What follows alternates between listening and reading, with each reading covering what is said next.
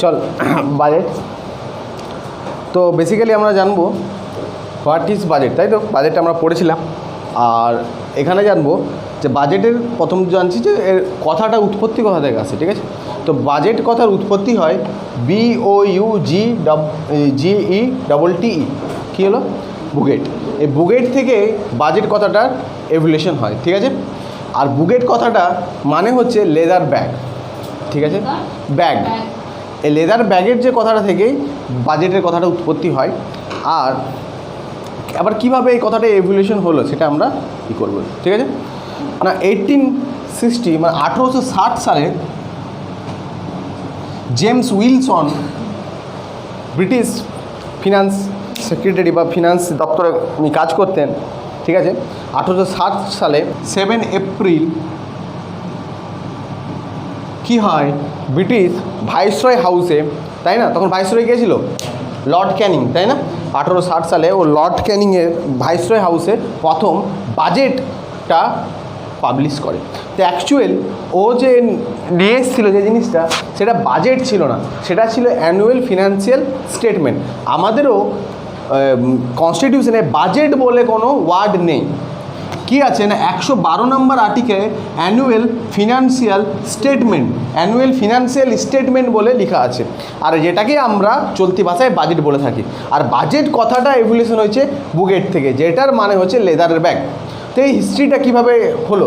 1860 সালে 7 April British viceroy অফিসে, তাই না, যে অর্থ দপ্তরের যে হেড ছিলেন, যে তার নাম ছিলেন জেমস উইলসন। এই জেমস উইলসন 1860 সালে 7 এপ্রিল ও ভাইসরয় হাউসে যায় আর বলে যে এই বছরের যা কোথা থেকে কত টাকা আসবে আর কত খরচা করব, এটাকে অ্যানুয়াল ফিনান্সিয়াল স্টেটমেন্ট বলে। তো 1860 সালে ওকে করতে কেন হলো, আর এই বাজেট করার ভিত্তি কেন বা দরকার হলো? এটার মেন ভিত্তি প্রয়োজন হলো 1860 সালে, কারণ যখন তার আগে একটু আমরা ইতিহাস দেখলে তখন থেকে আমরা মহাবিদ্রোহ হয়েছিল, তাই না? মহাবিদ্রোহের ফলে আমাদের এখানে অনেক ইকোনমিক ক্রাইসিসও শুরু হয়, বুঝতে পারলি? আর এই ইকোনমিক ক্রাইসিস থেকে বেরোনোর জন্য আরও আমাদের ওদের যা যা খরচা আছে সেটাকে মানে কী করে ওগুলোকে ঠিকঠাক করে রেগুলেট যদি আমরা লিখে না রাখি, তো ব্যাপারটা আগে থেকে যদি আমরা অ্যাপ্রোচ না করে থাকি, তো জিনিসটাতে এলোমেলো খরচা হয়ে যাবে না? সেটা করার জন্য ও কী করলো, 1860 সালে 7 এপ্রিল বাজেটটা অ্যানুয়াল ফিনান্সিয়াল স্টেটমেন্টটা কী করলো, ওদের ভাইসরয় হাউসে কার সামনে? লর্ড ক্যানিংয়ের সামনে প্রস্তাবিত করলো। এবার তো বাজেট কেন নাম হলো? এবার দেখ, ও প্রথম একটা নতুন প্রথা আবিষ্কার করতে চলেছে। তো প্রথমেই যখন কোন একটা নতুন জিনিস বা নতুন প্রথা যখন তুই কিছু করতে যাবি না, তখন প্রচুর লোক দেখবি তাকিয়ে থাকবে, কি এটা? যেমন তুই প্রথম একদম সাইকেল আবিষ্কার করে, তো ভাব যখনই সাইকেল আবিষ্কার বা সাইকেল দুটো চাকার উপর চলছে, তখন কত লোক ওটার দিকে তাকিয়েছিল, আর এটা পাগল নাকি, মালটা বারবার পড়েও গিয়েছিল, সাইকেল যেন অনেকবার পড়ে যেত, কিন্তু তাও সবাই ভাবতো এটা পাগল মনে হচ্ছে, পাগলই ভাবতো তাদেরকে।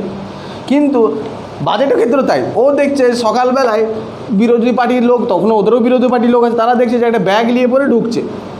তো এটা কী জানে যে আজ কিছু একটা হবে, তো কি একটা ব্যাগ নিয়ে ঢুকছে, যে লেদার ব্যাগ, যেটার নাম যেটাকে ওই ভাষায় বলা হতো, ফ্রেঞ্চ ভাষায় বুগেট বলা হতো, তো ওটাই সবাই বলতে বুগেট, মানে ব্যাগ নিয়ে ঢুকছে।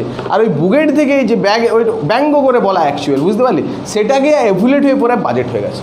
আমরা লিখব 1803 সালে ফ্রান্সে প্রথম এই বাজেটটা কি হয়, হ্যাঁ, চালু হয়। অ্যাকচুয়ালি এই বাজেটটা চালু হয়। আর যদি বলে ওয়ার্ল্ড রেসপেক্টে, তাহলে 1733 সালে ব্রিটিশ পিএম রবার্ট ওয়ালপুল, তো ওয়ার্ল্ডে প্রথম বাজেট যেটা এইভাবে নিয়ে আসে অ্যানুয়াল ফিনান্সিয়াল স্টেটমেন্ট, সেটা 1733 সালে ব্রিটিশে। আর বাজেট কথাটা সেটা প্রথম ইন্ট্রোডিউস হয়, সেটা হয় 1803 সালে ফ্রান্সে, বুঝতে পারলি? ও ওয়ার্ল্ডে প্রথম বাজেট ইন্ট্রোডিউস করেছে, যেটা হচ্ছে কত সালে? 1733 সালে। ব্রিটিশ প্রধানমন্ত্রী ছিল 1860 সালে ইন্ডিয়াতে না, আর এটা হচ্ছে কি, ওটা ওয়ার্ল্ডে, এটা হচ্ছে ব্রিটেনে, এটা হচ্ছে ফ্রান্সে। এখানে পুরো বাজেটটাকে উল্লেখ করা ছিল, আর এটা একটা বাজেট টাইপের বাজেটটা করেছিল, বুঝতে পারলি? মানে এটা অ্যানুয়াল ফিনান্সিয়াল স্টেটমেন্ট ছিল। আর ইন্ডিয়াতে এটা প্রথম হলো, ইন্ডিয়াতে যেটা করলো কে? James Wilson. The father of Indian budget যদি কাউকে বলা হয়, তো কে হবে? জেমস উইলসন বলতেই পারি। তিনটে বুঝতে পেরেছিস? বেসিক্যালি যখন বাজেট হবে তখন 3টে বছরের ওরা হিসাব নিকাশ নিয়ে চলে, 3টে বছরের বাজেট, একটা বছরে হয় না। 2020-21 বাজেট হচ্ছে, তার মানে আগে 20-21 কেন বলছে বাজেট সবসময় 20-21 বা 2019-20 এগুলো কেন বলে? একটা বছরে বলতে পারে, কারণ আমাদের ফিনান্সিয়াল ইয়ার, আমাদের অর্থবর্ষ, বাঙালিদের যদি অর্থবর্ষ বলি তো আমরা বৈশাখ মাস থেকে ধরি, তাই না? অমনি আমাদের ফিনান্সিয়াল ভারত সরকার অর্থবর্ষ হচ্ছে কি 1 এপ্রিল টু 31 মার্চ, এখানে ইয়ার এন্ডিং থাকে, তাই না? তো বল এখানে কটা বছর কভার করছে? এপ্রিল, 1 এপ্রিল, তাহলে একটা বছর, 2টো বছর কভার করছে না এখানে। ওই জন্যে বাজেটটাই 2019-20 বা 2021 এভাবে হয়, বুঝতে পারলি? ফিনান্সিয়াল ইয়ারের জন্য। তো বেসিক্যালি এই বছরে কারেন্ট একটা দেখা হয়, আগে বছরে কোথায় কত টাকা নিয়েছিল, যে বাজেটটা করেছিলাম তার হিসাব ঠিকঠাক আছে কি না, আর সামনে বছর কোথা থেকে কত টাকা পাবো, কোথায় কত টাকা খরচা করবো, 3টে বছরকে রিকমেন্ড করে মিলিয়ে বাজেটটা এক বছরে তৈরি হয়, বুঝতে পারছিস? আর মনে রাখ আমাদের যে বাজেটটা হয় না, সেই বাজেটটা বেসিক্যালি সিঙ্গেল বাজেট হয়। যখন 1860 সালে বাজেটটা প্রথম শুরু হয়, এটা প্রথম সিঙ্গেল বাজেট শুরু হয়, ঠিক আছে? আর এই সিঙ্গেল বাজেট চলতে থাকে, বা হচ্ছে যেটাকে আম বাজেট বলা হয়, সিঙ্গেল বাজেট বা আম বাজেট, যেটা 1921 সালে 1921 একটা অ্যাকওয়ার্ড কমিটি বলে কমিটি অ্যাপয়েন্ট হয় 1921 সালে। আর সেই কমিটি রিকমেন্ড করে যে সিঙ্গেল বাজেট আর সিঙ্গেল বাজেট থাকবে না, এটাকে ডুয়েল বাজেট করে দেবো বা এটাকে ডবল বাজেট করে দেবো। যেমন 1921 সালে ওই কমিটি অ্যাকওয়ার্ড কমিটি অ্যাপয়েন্ট হয়, আর সেই কমিটি বলে রিকমেন্ডেসে 1924 সালে যে বাজেটটা তৈরি হয়, তাই না? 1924 সালের বাজেটে কী করা হয়, সিঙ্গেল বাজেট থেকে বার করে দেওয়া হয় রেল বাজেটকে। In 1921, Accord Committee was appointed to separate rail budget from the single budget, তাই না? যে সিঙ্গেল বাজেটটা থেকে রেল বাজেটকে আমরা আমরা জেনারেল বাজেটও বলতে পারি বা আম বাজেট বলতে পারি, বলি না আম বাজেট, আম চুনাম, তাই না? আম ইলেকশন বলে না।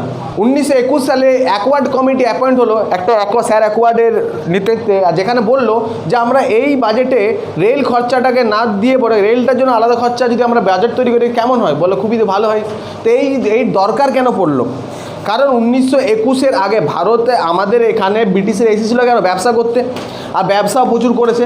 আর ব্যবসা যখন করেছে তখন আমাদের এখানে ভারতবর্ষে যে ব্যবসা করবে, ওরা ব্যবসা করে কি করবে, এখান থেকে ভারত থেকে যত জিনিসপত্র কি করবে, ওদের কী করতো, এখান থেকে জিনিসপত্র নিয়ে যেত ব্রিটেনে, আর ব্রিটেন থেকে কিছু তো আনতো না, এখান থেকে সব জিনিসপত্র গুডস ব্রিটেনে নিয়ে যেত, ওখান থেকে ওরা শিল্প বিপ্লব ঘটিয়েছিল, তাই না? যা কিছু জিনিসপত্র সব ব্রিটেনে যেত। তো এখান থেকে যে ব্রিটেনে নিয়ে যাবে তার পথটা কি হবে, হয় জলপথে নিয়ে যাবে, কিন্তু গুডস যা কিছু জলপথ পর্যন্ত তো আনতে হবে। জলপথ পর্যন্ত কিসে নিয়ে আসবে, বাই রোড বা বাই ট্রেন। তো রোড তো ছিল না, ট্রেন অত রোডও সেরকম ছিল না, গরু গাড়িতে আনা যাবে না বেশি, তো ওরা ট্রেন এখানে ইন্ট্রোডিউস করে দেয়। কত সালে, 1853 সালে। কোথা থেকে কোথায়, মুম্বাই টু থানে, পুনে থেকে, তাই তো? তো এবার এই 68% রেল শুরু করে, আর রেলে প্রচুর খরচা করতে থাকে, প্রচুর খরচা। ওদের সরকার যা খরচা করতো রেলের উপরেই করতো, মানে 100 টাকা খরচা করে রেলের উপর মোটামুটি 60-70 টাকা খরচা করে দিত। জেনারেল মানুষের উপর করতোই না, জেনারেল বাজেট জেনারেল মানুষের জন্য, ওরা আমাদের জন্য কেন খরচা করবে, কী দায় পড়েছিল? আমাদের রোগ হচ্ছে হোক, আমাদের হেলথ খারাপ, আমাদের চাই না এডুকেশন হোক, তো আমাদের উপর খরচা হতো না, ওদের নিজের উপর রেল খরচা হতো। তাই 1921 আস্তে আস্তে জনসংখ্যা কম ছিল, রেলে এত খরচা হয়ে যেত, রেলের জন্য আলাদা বাজেট দরকার পড়ে ওদের। তো ওই জন্যই 1921 সালে অ্যাকওয়ার্ড কমিটি অ্যাপয়েন্ট করে, অ্যাকওয়ার্ড কমিটি রিকমেন্ড দেয়, তার এক্সপেক্টে 1924 সালে রেল বাজেট আলাদা করা হয়, সেপারেট ফ্রম কি জেনারেল বাজেট। আর তখন থেকে ডুয়েল বাজেটের সিস্টেমটা শুরু হয়, আর এটা টিল 2017 অবধি থাকে। কত বছর? হ্যাঁ, বহু বছর নাকি। 2017-তে মোদী সরকার আবার কি করে সিঙ্গেল বাজেট কনসেপ্ট নিয়ে আসে, ঠিক আছে? তখন আবার কোন কমিটি অ্যাপয়েন্ট হয়, বীরাপ্পা মোইলি, তাই না, কমিটি অ্যাপয়েন্ট হয়। তারপরে এরা কি করে না রেল বাজেট টু মার্জ কি হয় জেনারেল বাজেট। কারণ কেন এখন কি হয়েছে রেলের খরচা কমে গেছে, এখন জনসংখ্যা 121 কোটি হয়ে গেছে, এখন মানুষের জন্য 100 কোটি টাকা খরচা হলে মানুষের জন্য 80 টাকা খরচা হয়, হেলথ এডুকেশন ডিফেন্স ফিফেন্স, তাই না? আর রেলের জন্য অতটা খরচা হয় না, তাই জন্য ওরা একই বাজেটের মধ্যে করে দিল, সিঙ্গেল বাজেট আবার নিয়ে চলে এলো ফ্রি। আর এখন কি চলে সিঙ্গেল বাজেট বা জেনারেল বাজেট যেটাকে আমরা বলি, ঠিক আছে 2017 সাল থেকে শুরু হয় আর আজ অবধি চলে যাচ্ছে, তাই না সিঙ্গেল বাজেটে। এবার জেমস উইলসন ও প্রথম বাজেট কী করে, সে কিন্তু অর্থ দপ্তরে হেড ছিল, আর সে ইকোনমিক্স খুব ভালোই বুঝতো, কিন্তু ওর জার্নিটা কিন্তু এমনি হয়নি। ওর স্কটল্যান্ডে ওর বাসিন্দা, স্কটল্যান্ডে ছিল, কিন্তু ব্রিটিশ ইস্ট ইন্ডিয়া কোম্পানি কাজ করতে এখানে এসেছিলো। আর যখন ও বাড়িতে থাকতো যখন এতটাই গরিব ছিল, ওরা টুপি বিক্রি করতো, ওই টুপি বিক্রি কথা থেকে এখানে পর্যন্ত এসছে জেমস উইলসন, টুপি হ্যাট টুপি বিক্রেতা থেকে এখানে অবধি এসছে, বুঝতে পারলে? আর আমাদের এখানে টুপি বিক্রি হলে সারা জীবন টুপি বিক্রি করবে। হ্যাঁ, তো কিছু নিশ্চয়ই কিছু ছিল লোকটার ভিতরে, তাই না? তো বেসিক্যালি বাজেট আমরা এটা বুঝলাম। এবার budget basically 3 type of budget আমরা ভারতে দেখতে পাই। একটা হয় সেন্ট্রাল বাজেট, যেটা আমরা সিঙ্গেল বাজেট, 2 নম্বর হয় স্টেট বাজেট, আর 3 নম্বর হয় লোকাল বাজেট। তাহলে আমরা সেন্ট্রাল বাজেট নিয়ে এত লাফালাফি কেন করি? কারণ একমাত্র সেন্ট্রাল বাজেটে সেন্ট্রাল মিডিয়া কভার করে, আর কোনো বাজেটগুলো অত সেন্ট্রাল মিডিয়া কভার করে না। State media state budget cover করে। লোকাল বাজেট যেমন আমাদের রাজ্য তো বাজেট করে, সেম হয়, তো রাজ্যটাকে স্টেট বাজেট বলি, ঠিক আছে? আর আমাদের লোকাল বাজেট মানে কি, পঞ্চায়েতি মিউনিসিপ্যালিটি তো বাজেট করে, সেটা কি বলা হয়, লোকাল বাজেট বলা হয়, ঠিক আছে? তা আমরা বুঝলাম 3 টাইপের বাজেট হয়, কিন্তু আমরা দেখবো না কোন বাজেটে সবথেকে বেশি টাকা অ্যালোটমেন্ট হয় এখনও অবধি, তো হয় কোন বাজেটে না স্টেট বাজেটে। হ্যাঁ, সব স্টেটগুলো মিলিয়ে দেবো, জিডিপির দেখবো ওর ম্যাক্সিমাম পার্সেন্টেজ কী হবে 14.5% কী হবে, জিডিপির 14.5% স্টেট বাজেট হয় সব স্টেট মিলিয়ে। আর সেন্ট্রাল বাজেট একটু কম হয়, ওর 13.10%। আর লোকাল বাজেট হয় 1%, জিডিপির 1% লোকাল বাজেট হয়, যেগুলো মিউনিসিপ্যালিটি করে। টোটাল বাজেটের হয় 28.6% অফ টোটাল জিডিপি, বুঝতে পারলি? এত টাকা বাজেটে ধরা হয় বেসিক্যালি। লোকাল স্টেট লাগবে না, আমি জাস্ট তোকে কনসেপ্টটা বলে দিলাম, বুঝতে পারলি? একটা তো স্টেট নয়, তোর জন্য যখন সব স্টেট বাজেট করে তাদের বাজেটের টাকা যখন ভাবি যে এরা এত টাকার বাজেট করেছে, ওটা সেন্ট্রালের বাজেট থেকেও ছাপিয়ে যায়, বুঝতে পারছি কেসটা? তো কোনোদিন যদি কোয়েশ্চেন আসে তো কী হবে অ্যান্সার, তা বলে কোনো একটা স্টেটে দিয়ে দিলে তখন আবার হবে না, ঠিক আছে? সব মিলিয়ে হ্যাঁ। আর 1% মতন হয় লোকাল বাজেট, জিডিপির সব জিডিপির রেসপেক্ট। আমরা জিডিপি জেনে ক্লাসে বুঝে যাবো ব্যাপারটা, ঠিক আছে? নেক্সট হচ্ছে বাজেট কেন করা হয়। প্রথম হচ্ছে বাজেট করা হয় যে প্রথম বাজেট করে যদি না চলে, বাবা যদি বাজেট করে না চলে, বাবা 30,000 টাকা পাচ্ছে, আর ওটা যদি বাজেট করে না চলে তো কি এক্সেস খরচা হয়ে যাবে। আর বাজেট করে চললে কী হবে, এক্সেস খরচা হবে না। বাবাকে দেখতে হবে যে কোথায় কত টাকা খরচা কে টাকা পাচ্ছে না, তাই না? সব ইকুয়ালভাবে বাজেট করলে তাহলে ভালো হবে। তুই যদি আজ বাজার যাস, আর যদি বাজেট করে যাস তবে তো ঠিক আছে, নাহলে 100 টাকা নিয়ে বাজার চলে কখন শেষ হয়ে যাবে বুঝতে পারবি না, তাই না? আর যদি একটু বেশি ডেফিসিট হয়ে যায় তোরা কী হবে, ডেফিসিট মানে কি, এবার তোরা যদি ডেফিসিট বুঝতে পারছিস না মানে কি, মানে তুই 100 টাকা নিয়ে বাজারে গেছিস, 150 টাকার হয়ে গেছে, বিল হয়ে গেছে। তাহলে এবার দেখ 150 টাকা যে বিল হয়ে গেছে, এবার তুই তো মাল কিনে নিয়েছিস, 50 টাকা কী করতে হবে, ধার, মানে তোমাকে দিচ্ছি দাঁড়াও। তো এই 50 টাকা ধার তুই কারো কাছ থেকে নিতে হবে না, কোনো দেশ থেকে নিবি, কারো কাছ থেকে নিবি, এই 50 টাকাটাই ফিসকাল ডেফিসিট। আর 50 টাকা নিলি তো এইভাবে যদি কন্টিনিউ চলতে থাকে তোকে তো আবার টাকা দিতে হবে, ইন্টারেস্ট, যার কাছ থেকে নিয়েছিস, বুঝতে পেরেছিস? তো ইন্টারেস্টটা আস্তে আস্তে চেপেই যাবে। তো যত ফিসকাল ডেফিসিট হবে তত কী হবে, ইন্টারেস্টটা বেশি হয়ে যাবে, মানে রেভিনিউ ডেফিসিটটা বাড়বে। এবার বুঝতে পারছিস তো কেসটা? এবার আমরা কিছু জেনে নেব, যেমন হচ্ছে বাজেটের কেন বাজেট তৈরি করি। তো প্রথম কারণ হচ্ছে বাজেট যদি না তৈরি করি তাহলে আমরা এক্সেস আমাদের কী হয়ে যাবে, খরচা হয়ে যাবে, যেটা আমরা ধরে রাখতে পারবো না, আর আমাদের ইকোনমির ক্ষেত্রে সেটা খারাপ, 1 নাম্বার। 2 নাম্বার হবে সমাজে ইনইকুয়ালিটিটা দূর করার জন্য বাজেট তৈরি করা হয়।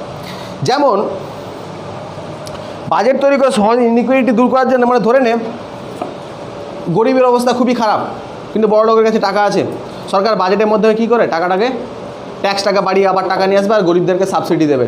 এটা বাজেটের একটা কাজ না, যে কত টাকা সাবসিডি দেবো, কত টাকা কী করবো, বড় লোকের থেকে কত বেশি ট্যাক্স চাপাবো, কত ট্যাক্স কমাবো, মার্কেটে টাকা নিয়ে টাকা সাপ্লাই করা।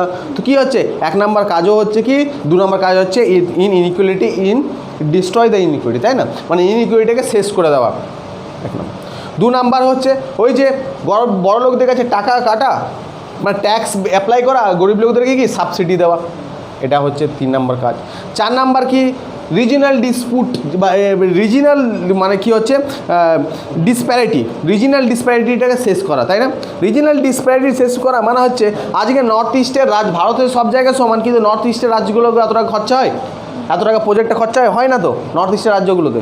তো এবার বাজেট যদি না করে তাহলে টাকা তো এইভাবেই চলে যাবে। বাজেট করলে কী হয়, আমরা ভাবে যে স্পেশালি নর্থ ইস্টের জন্য এত টাকা খরচা হবে, তো এইভাবে সব রাজ্যগুলোকে সমান সম্মত দেওয়া, মর্যাদা দেওয়া টাকা আর্থিক দিক দিয়ে, বুঝলেন, সেটা বাজারের একটা কাজ, সব জায়গায় যেন সব কিছু পৌঁছে যায়, ঠিক আছে। তারপরে হচ্ছে একটা ইকোনমিক স্টেবিলিটি মানে রাখা, বুঝতে পারছিস, মানে ইকোনমি যাতে কোনো ধসপস না নেমে যায় ইকোনমিতে, সেটাকেও দেখতে হবে। ধস কীভাবে নামতে হবে, বাজে খরচা হয়ে গেলে বাড়ি কখন খারাপ হয়ে যাবে। 100 টাকা তুমি 30,000 টাকা মাইনে পাচ্ছ বাবা, আর তুমি খরচা করে দিচ্ছ 50,000 টাকা, তো ইকোনমি কী হবে, হ্যাঁ ধস নেমে যাবে না, তুই তো সামালতে পারবি না, বুঝতে পারলি, এটা কাজ। তারপরে কী হচ্ছে রিএলোকেশন অফ রিসোর্সার্স, মানে কি যা রিসোর্সার্স আছে ওগুলোকে ঠিক করে রিএলোকেশন করা। আমাদের রিসোর্সার্স কী হতে হবে, মানুষ হতে পারে রিসোর্সার অনেক বড়, তাদেরকে ভালো করে রিএলোকেশন করা। সম্পদ আছে, তাই না, ওগুলোকে কি সম্পদ মানে এত মিনারেলস আছে এত কিছু, সেগুলোকে ভালো করে কী করা, মানে প্রডিউস করা এবং কি এগুলোকে এক্সপোর্ট করে দেওয়া, এটা একটা কাজ। তারপরে কাজ কি ম্যানেজমেন্ট অফ পিএসইউ, আমাদের যত পিএসইউ আছে মানে যত সরকারি যত সংস্থা আছে সেগুলোকে কি করা, ম্যানেজমেন্ট করা, যেগুলো ঠিকভাবে চলে, সেখানে যদি টাকা লাগে টাকা দেওয়া, সেখান থেকে টাকা যদি মনে হয় বিক্রি করে দেওয়া তো বিক্রি করে দেওয়া, যেটা লসে চলছে, বুঝতে পারলে, এইসব কাজ করে সব বাজেটের মধ্যে হয়। কাজ হলে গোটা রাত বেরিয়ে যাবো, আমি কাজ বলে যাবো, কিন্তু সেটা তো করলে হবে না, সেটা বুঝতে হবে। নেক্সট লিখবো মনে হয় বাজেটের টাইম। আগে বাজেট বেসিক্যালি বিকেল 5টায় করা হতো। 1960 সালে যখন বাজেট করা হয় 1860 সালে, তখন বিকেল 5টায় করেছিল। কেন, হোয়াই? আর তারপরে এটা 2000 সাল পর্যন্ত চলতে থাকে বিকেল 5টায়।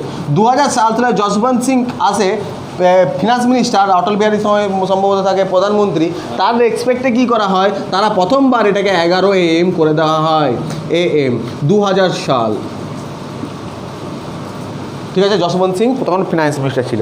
আর তার 2000 সালের আগে অবধি কত হতো, বিকেল 5টার সময় এসে বাজেট করে। এটার মেন কারণই ছিল যখন এটা শুরু হয়েছিল, তো মানে 1960 সালে, তখন ওটা বাজেটটা তৈরি করতে না প্রচুর টায়ার্ড হয়ে গেছিলো, প্রচুর টায়ার্ড, তাই ওরা একটু রেস্ট নিয়ে বিকেল 5টার সময় এটা শুরু করেছিল। যদি বলে প্রথম বাজেট কত সালে হয়েছিল ভারতে, কে করেছিল, কে ছিল, কার দপ্তরে হেড কে ছিল, মানে গভর্নর জেনারেল কে ছিল, লর্ড ক্যানিং। তারপরেই কী করবে, 1861 সালে লাগিয়ে দেবে কি ইনকাম ট্যাক্স অ্যাক্ট, ভারতের সব লোকের উপর অবস্থা খারাপ করবে, জমিদার বল, ভারতের বড় লোক বল, সবার উপর ট্যাক্স লাগাবে এই বাজেট। তো বাজেট কি ট্যাক্স লাগানোর একটা প্রক্রিয়া থাকে, ঠিক আছে, যে তো তখন থেকেই শুরু হয় আর কি গলা টেপাটা। যাই হোক, অর্থনৈতিক দিক দিয়ে টিপে তো অনেক দিন আগেই ছিল। এবার আমরা জেনে নিতে হবে যে কিছু কিছু বাজেটে যেমন হচ্ছে, আমরা টাইমটা দেখলাম, আর ডেট বেসিক্যালি টাইম হচ্ছে কটার সময় করা হয় বাজেট, 11টা।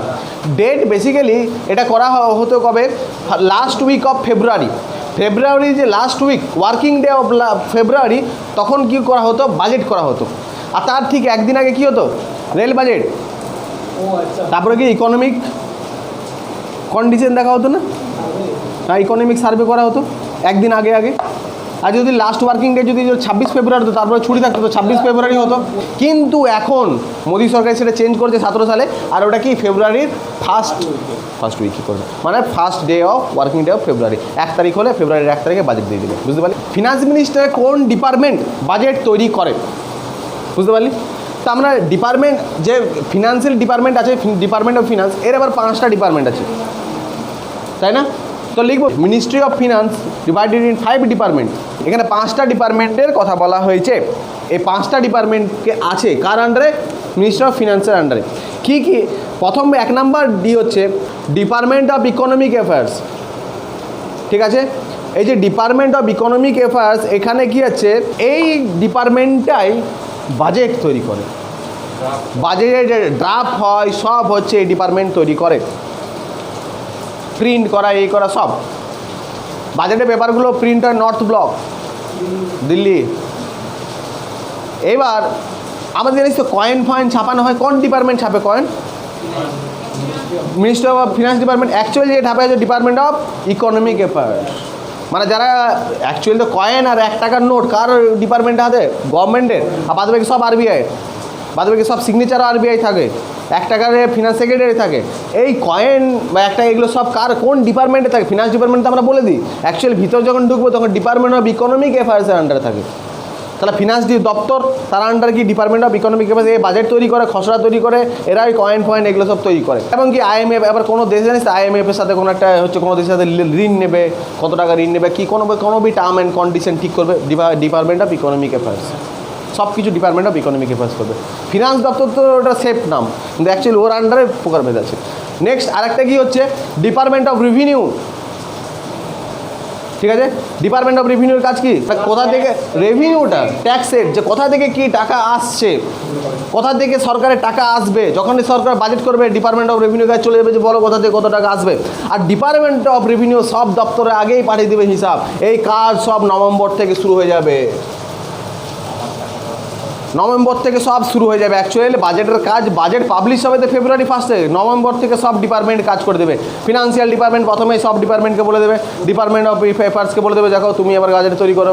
ডিপার্টমেন্ট অফ রেভিনিউকে বলে দেবে চলো তুমি রেভিনিউ দাও, কার কত টাকা রেভিনিউ কোথা থেকে পাবো, তাই আছে। ওরা আবার সব ডিপার্টমেন্টকে পাঠিয়ে দেবে ডিপার্টমেন্ট অফ রেভিনিউ, বুঝতে পারলি। ইকোনমিক, ফিনান্সিয়াল ডিপার্টমেন্ট, ফিনান্সে বলছি, তাহলে হেলথ ডিপার্টমেন্ট, তারপর যতগুলো ডিপার্টমেন্ট আছে না, হেলথ, রাস্তাঘাট, সব ডিপার্টমেন্ট যে তোমাদের কোথা থেকে কত টাকা পাবো বলো এবছর ট্যাক্স, ওরা তো এইভাবে। তো সবাই মৎস্য ডিপার্টমেন্টের কাছে পাঠিয়ে দেবে, ফিশারি, আবার এই মানে হচ্ছে এগ্রিকালচার ডিপার্টমেন্টের কাছে ডিপার্টমেন্ট অফ রেভিনিউ পাঠিয়ে দেবে যে কত টাকা রেভিনিউ আসবে তোমার, বুঝতে পারলি। তো ওরা সবাই রিপোর্ট দেবে নভেম্বর থেকে, রিপোর্ট তার ভিত্তিতে তো তৈরি হবে না, বুঝতে পেরেছিস। 2 নম্বর গেল। 3 নম্বর কি? Department of expenditure. একটা এক্সপেন্ডিচারের ডিপার্টমেন্ট আছে, প্রত্যেক ডিপার্টমেন্টে কোনো না কোনো একটা সেক্রেটারি আছে, তাই না। এই ডিপার্টমেন্ট কি দেবে, কোথা থেকে কতটা খরচা হবে, তখন এই ডিপার্টমেন্ট কি করবে বলে দেবে সবাইকে নভেম্বরে, ভাই কোথায় কতটা তোমার কতটা খরচা লাগবে, বুঝতে পারলি। মৎস্য ডিপার্টমেন্ট পাঠিয়ে দেবে তোমার কত টাকা, এগ্রিকালচার ডিপার্টমেন্ট তোমার কতটা খরচা লাগবে বলো, তোমার কতটা খরচা লাগবে। ডিফেন্স ডিপার্টমেন্টকে পাঠিয়ে তোমার কতটা খরচা লাগবে বলো। আবার ডিফেন্সকে পাঠিয়ে ও ডিপার্টমেন্টে রেভিনিউ পাঠিয়ে দেবে যে তোমার কতটা কোথায় আয় হবে সেটা বলো। ওরা সব হিসাব এক জায়গায় করবে, বুঝতে পারলি। তারপরে হচ্ছে department of DIPAM, DIPAM, department of investment and public asset management, department of investment and public asset management. এরা বেসিক্যালি এদের ডিপার্টমেন্টে কী দেখে, যত সরকারের কোম্পানি আছে, সরকারি PSU আছে, তাদেরা দেখবে যে তারা কত, তাদেরকে ম্যানেজমেন্ট করবে, যে যদি তাদেরকে টাকা লাগবে না তাদেরকে টাকা উঠাবো, বুঝতে পারলি। ওরা চাইছে রেলকে কী করবো, প্রাইভেটাইজেশন করে দেবো 20%, এয়ার ইন্ডিয়াকে 20% বিক্রি করে দেবো। এটা কে ঠিক করবে আগে? ডিপম, ডিপার্টমেন্ট অফ কি, হ্যাঁ একদম পুরো ম্যানেজমেন্টটাই দেখবে যে কাকে বিক্রি করতে হবে, কার টাকা লাগবে, এটাকে পুরো বিক্রি করে দেবে। এই ডিপার্টমেন্ট কাকে যে রিপোর্ট দেবে, ডিপার্টমেন্ট কি ফিনান্স মিনিস্ট্রিকে। ওই ফিনান্স মিনিস্ট্রি আবার সেটা কার সাথে যাবে, প্রধানমন্ত্রীর সাথেই করবে, তারপরে তো বিক্রি হবে না। ওরা আর কাউকে চিনে না, একেই চিনে, ঠিক আছে। তারপরে আছে ডিপার্টমেন্ট কি, ডিপার্টমেন্ট অফ কি, ফিনান্সিয়াল সার্ভিস। এই যত ধরনের ফিনান্সিয়াল ইনস্টিটিউশন আছে, ব্যাংক, RBI, এই যত ধরনের IDBIs, নাবার্ড, বুঝতে পারলি, এই সব ইনস্টিটিউশন, সরকারি যতগুলো আর্থিক ইনস্টিটিউশন আছে তাদেরকে কী করবে, তাদের যদি কোনো কিছু, তাদেরকে ম্যানিপুলেট করবে, বা তাদের যদি কোনো কিছু টাকা লাগে বা তাদের কাছ থেকে টাকা আগে একে বলবে, এই ডিপার্টমেন্ট দেখবে। এই আবার ফিনান্সিয়াল ডিপার্টমেন্টকে জানাবে। ব্যাংকের যদি কোনো টাকা লাগে বা ব্যাংকের যদি টাকা কোনো কিছু করতে হয়, ঠিক আছে, হ্যাঁ, তো এই ডিপার্টমেন্ট ইস্যু করবে। এই 5টা ডিপার্টমেন্টকে কম্প্রেস করে, বা 5টা ডিপার্টমেন্টের আন্ডারে যে অ্যাকচুয়াল গঠিত হবে যে ডিপার্টমেন্ট, তাকে হয় department of ministry of finance. Complete. বাজেটটা তৈরি কে করছে, প্রথম কোয়েশ্চেন হলে কোন ডিপার্টমেন্ট, একদম ঠিক আছে। এবার বাজেটের যখন তৈরি হবে, প্রচুর বাজেট মানে খাটাখাটি হবে, নভেম্বর থেকে খাটবে ওরা, ঠিক আছে। আর বাজেটটা হবে February 1 ফেব্রুয়ারি বাজেট। কতদিন, তো 3 মাস ধরে ওরা তৈরি করে সব। যেই ওরা একটা খসড়া তৈরি করে নিল, হয়ে গেল, এবার বাজেটটাকে ছাপাবো, তখন ছাপাতে যখন যাবে বাজেটটা, বা বাজেট পুরো তৈরি হয়ে যাবে, তখন সব দপ্তরের মিনিস্টার মিলবে একদিন, যারা যারা কাজ করেছে। তারপরে সেদিন হবে হালুয়া সেরিমনি। সেদিন কি হবে, সবাই মিলে বসে, এই বছর তো রান্না করেছিল আমাদের নির্মলা সীতারমণ, ও রান্না করেছিল হালুয়া। এবার হালুয়া সেদিন খাওয়াবে সবাইকে। খাওয়ানোর পর সিলেক্টিভ কিছু লোক, যারা ওটা প্রিন্টিং হবে যখন, বুঝতে পারলি, ও প্রিন্টিংয়ের জন্য ঢুকে যাবে।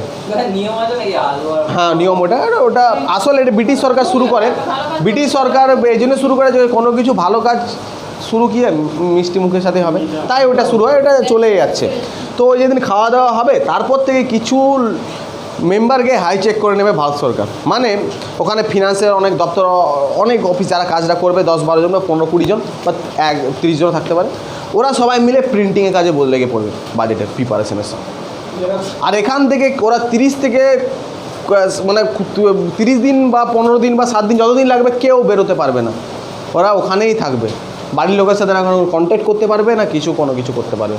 ওখানে কারো ঢোকার পারমিশন নেই, একমাত্র আরবিআই গভর্নর আর ফিনান্স মিনিস্টার, তারা একটু বাইরে গেলেও বাড়ি যেতে পারে, আর যদি আসে তো আসতে পারে, বুঝতে পারলি। বাদ বাকি আর কারোর ওখানে পারমিশন নেই, কারণ যদি পারমিশন দেয় আর কেউ যদি ওখান থেকে কিছু লিক করে, তাহলে আমাদের শেয়ার মার্কেট ধস পড়ে যাবে।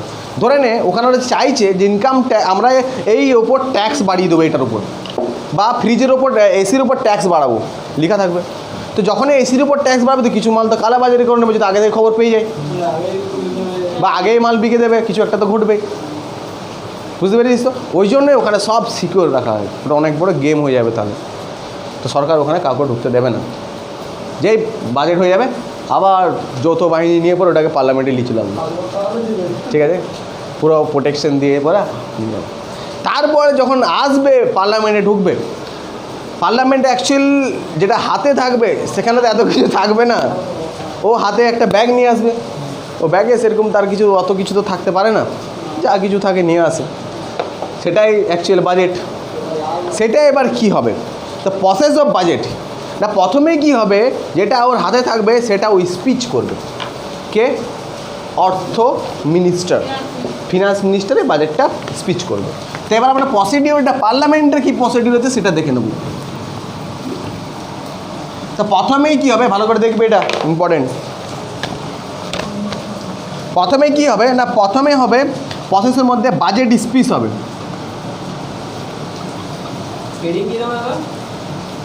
প্রসেস অফ বাজেট মানে কি, প্রসেসে পার্লামেন্টে যে হচ্ছে, ঠিক আছে। প্রথমে যে স্পিচ কিছু ঘন্টা ধরে ও বলবে, ঠিক আছে। যখনই বলে নেবে, তারপরে যেই বললে যে এ খরচা হবে, এই খরচা হবে, এখান থেকে এত টাকা, এত ফিসকাল ডিফিসিট, এত এটা হবার পর কী হবে, এখানে সঙ্গে সঙ্গে সব লোক যারা লোকসভা আর লোকসভাতে যারা বলবে ও যখন, তো বলার পর এটা সঙ্গে সঙ্গে এর উপরে ডিসকাশন হয়ে যাবে, ডিসকাশন বসে যাবে। কী হবে ডিসকাশন, যে তুমি যে আপনি যেটা করেছেন সেটা ঠিক করেছেন কি না, discussion, only for discussion, no voting is available. এখানে কোনো ফোট হবে না, ঠিক আছে। এটা ডিসকাশন শুরু হবে, তারপরে এটা আবার রাজ্যসভায় যাবে, রাজ্যসভায় ডিসকাশন হবে, অনলি ফর ডিসকাশন, কিছু করতে পারবে না, ডিসকাশন, ঠিক আছে।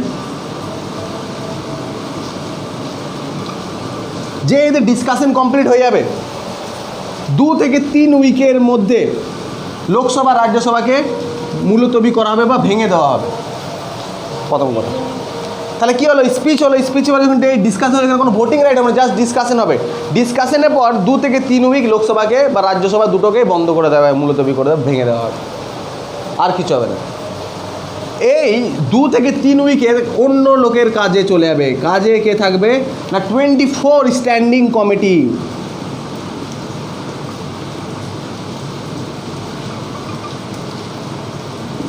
অ্যাকচুয়ালি আমরা যখন পার্লামেন্টে পড়বো, পার্লামেন্টে কমিটি আছে জানিস তো, public account committee, pack, estimate committee, নাম শুনেছি না, ওরকম 24টা কমিটি আছে, 24, যেটা 1992 থেকে নিয়ে এসেছিলো মনে হচ্ছে।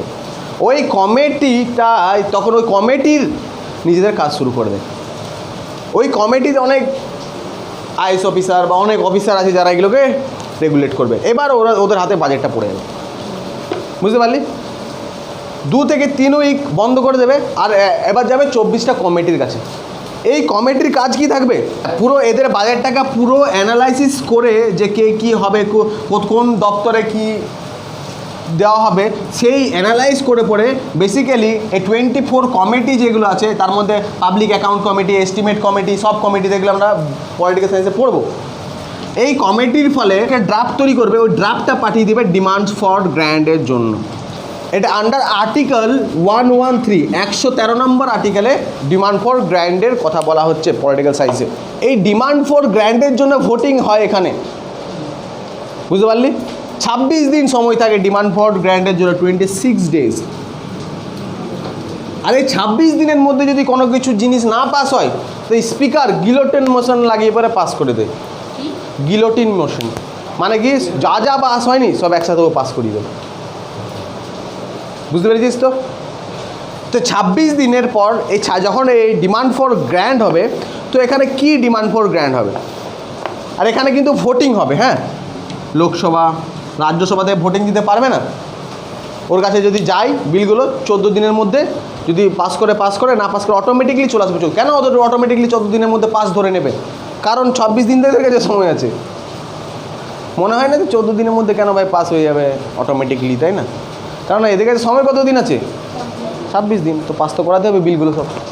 তো ডিমান্ড ফর গ্র্যান্ট, এই যে ডিমান্ড ফর গ্র্যান্ট হবে, এখানে বিভিন্ন এরা কী করবে, বিভিন্ন ডিপার্টমেন্টের সাথে কানেক্ট করবে। তাদের যা গ্র্যান্ট ডিপার্টমেন্ট আছে সব, যে টাকা অ্যাকচুয়ালি কোথা থেকে কী ডিপার্টমেন্টে উঠবে, ঠিক আছে? এবার যতগুলো পলিসি ওরা নেবে, যে ইনকাম ট্যাক্সে এত % ছাড় দেবো, বা এই মনরেগাতে এত টাকা দেবো, বা আমাদের প্রধানমন্ত্রী গ্রাম সড়ক যোজনাতে অত 1000 কোটি টাকা দেওয়া হবে, এরকম তো প্রচুর, সব তো বিল এক একটা আলাদা আলাদা বিল, সবগুলোকে কী হবে ডিমান্ড ফর গ্র্যান্টসের জন্য টাকার জন্য অ্যাপ্রুভেল করাতে হবে। কোথায় অ্যাপ্রুভেল করাতে হবে? পার্লামেন্টে অ্যাপ্রুভেল করাতে হবে। যে এবার এখান যতগুলো পলিসি আছে, এই পলিসির জন্য গ্র্যান্ট টাকা চাইবো, তাই তো? তো এই জন্য পার্লামেন্টে পাস করাতে হবে, পার্লামেন্টে লোকসভায় পাস করাতে হবে। তো লোকসভায় যখন ডিমান্ড ফর গ্র্যান্টসের জন্য যাবে পলিসিগুলো, এই পলিসিগুলো যারা স্ট্যান্ডিং কমিটি একদম ঠিকঠাক পলিসিগুলো তৈরি করে দিল, যাচ্ছে কোথায়? ডিমান্ড ফর গ্র্যান্টসে। কোথায় যাচ্ছে? লোকসভায়। রাজ্যসভা অটোমেটিকলি পাস হয়ে যাবে। তো লোকসভায় যখন যাচ্ছে, এই যে লোকসভায় এটা পাস হবে, কিন্তু লোকসভায় এমপিরা এখানে মোশন চালাতে পারে, কাট মোশন চালাতে পারে। কারো যদি পছন্দ না হয় যে না ডিফেন্স এত টাকা দেওয়া দরকার নেই, কাট মোশন লাগাতে পারে। কোনো মিস্টার না, এখানে তো এত টাকা, এই পলিসিটা তো অ্যাকচুয়াল দেওয়াই উচিত না, ওখানেও কাট মোশন লাগাতে পারে, বুঝতে পারলি? মোশন লাগাতে পারে, বুঝতে পারছিস তো? আমরা পড়বো পলিটিক্যাল সায়েন্সে, তো আমরা এখানে লিখবো যে এরপরে কী হবে না, কাট মোশন অ্যাপ্লাই হয়ে যায়। কী না 3 টাইপ অফ কাট মোশন হয় এখানে। যেটা কী হয়, ডিমান্ড ফর গ্র্যান্ট যখন অ্যাপ্লাই হয়, তখন যারা মিনিস্টার বা যারা এমপিরা আছে তারা কাট মোশন লাগাতে পারে, যে তোমাদের এই পলিসিটা আমার পছন্দ হয়নি, এই পলিসিটা বাদ দাও, বা এটা বলতে পারে। কিন্তু এবার বলতে পারে, সেটা কি অ্যাপ্রুভ হবে কি না হবে সেটা আমরা দেখবো কাট মোশনে, যে কী টাইপ অফ কাট মোশন, কী type. 3 type of cut motion হয়। একটা হয় disapproval of policy cut, policy cut. এটার মানে কি, কোনো একটা মিনিস্টার বা কোনো একটা যে বললো যে আপনারা যে এই পলিসিটা অ্যাপ্লাই করেছেন, ঠিক আছে, মানে কি যখন ডিমান্ড ফর গ্র্যান্টসের জন্য বিলগুলো পাস হবে, যেই যে প্ল্যান করেছে বাজেটে, ওগুলো তো লোকসভায় পাস করাতে হবে। পাস করাতে ওদেরই কোনো এমপি বা কোনো মিনিস্টার এগুলোর ওপর মোশন চালাতে পারে, ভেটো চালাতে পারে। অ্যাকচুয়ালি ভেটো তো প্রেসিডেন্ট হয়, ওই টাইপেরই। প্রথম যে মিনিস্টার বললো যে আমাদের ডিসঅ্যাপ্রুভাল অফ পলিসি কাট, একটা মনরেগা ধরলো, এটা ডিসঅ্যাপ্রুভাল অফ পলিসি কাট, ও চালালো। ও মানে ওটাতে ভোট দিল যে আমরা ডিসঅ্যাপ্রুভাল অফ পলিসি কাট, মানে এটা হচ্ছে 1 টাকা কেটে দাও। ডিসঅ্যাপ্রুভাল অফ পলিসি কাট হয় কত না, 1 টাকা। ও বলে যে ওই পলিসিটা থেকে 1 টাকা কেটে দাও। তো 1 টাকা কাটলে কী হবে? কিছুই হবে না, তাই তো? পলিসিটা থেকে যদি 1 টাকা কেটে দেয়, কিছু হবে না। কিন্তু একটা মিনিস্টার বা কেউ যদি দাঁড়িয়ে বলে যে আপনি যে মনরেগা পলিসিটা চালিয়েছেন, বা আপনি যে এই পলিসিটা প্রধানমন্ত্রী গ্রাম সড়ক যোজনা পলিসিটা বলছেন, এই পলিসিটাই আমার পছন্দ না, 1 টাকা কেটে দেওয়া মানে খুব বড় কথা নয়। 1 টাকা কেটে দেওয়া মানে ওর নারাজগি যেটা বলে না, সেটাকে জাহির করা যে আমি এই পলিসিটার পক্ষে নয় ভাই। ওইটা দিয়ে ওখানে নিজেকে রিপ্রেজেন্ট করে, বুঝতে পারলে? আর ওটাই যদি বহুমত হয়, সরকার তখন ভাববে যে না নিজেদের লোকেই তো করছে ওটা, না? বুঝতে পারলি? এবার এটা সব থেকে ইফেক্ট হয়ে যায় যদি কোনো একটা থাকে যৌথ সরকার থাকে, তখন চাপ হয়ে যাবে সব এমপি, তাই না? ওরা না এই পলিসিটা ঠিক না, ডিসঅ্যাপ্রুভেবল, ওর দাঁড়িয়ে বলে ডিসঅ্যাপ্রুভেবল পলিসি কাট, মানে 1 টাকা কেটে দিল, মানে ও নারাজগি দিয়ে দিল যে এটা করতে চাই না ও পলিসিটা। 2 নাম্বার ইকোনমিক কাট। তাহলে ওদের এগুলো কাদের রাইটস? এমপিদের রাইটস, মিনিস্টারদের রাইটস। কেন ওদেরকে রাইটস দেওয়া হয়েছে? কারণ যে টাকাটা ওরা লাগিয়েছে সে টাকাটা আমাদের, তাই আমরা এমপি এমএলএ পাঠিয়েছি, এমপি পাঠিয়েছি পার্লামেন্টে। তো আমাদের টাকা যদি ভুল জায়গায় লাগাইতে কারা বলবে? ওরাই বলবে ভুল পলিসিতে হচ্ছে, তাই ওইটা, বুঝলি তো? তাহলে ইকোনমিক কাট এখানে হচ্ছে যে দেখ, ইকোনমিক কাট কিছুই না, ধরলে একটা ভালো পলিসি ওরা ইন্ট্রোডিউস করেছে হেলথের উপর, আর এরা বলছে পলিসিটা তো ভালো কিন্তু টাকাটা প্রচুর ইনভেস্ট করছে। তাহলে কি রাফেল বিমান ধরলে কিনছে, তো জিনিসটা ভালো কিন্তু এত টাকা খরচা করা উচিত না। একটা সার্টেন অ্যামাউন্ট টাকা কমানোর জন্য ওরা বলতে পারে, কত অ্যামাউন্ট সেটা বলা নেই। যদি ইকোনমিক কার্ড লাগায় মানে কি তুমি অর্থ দিক দিয়ে ওখানে ওই খাতে অত টাকা খরচা করা উচিত না, এইটা জানানো, বুঝতে পারলি? ইকোনমিক কার্ড কি। Next token card.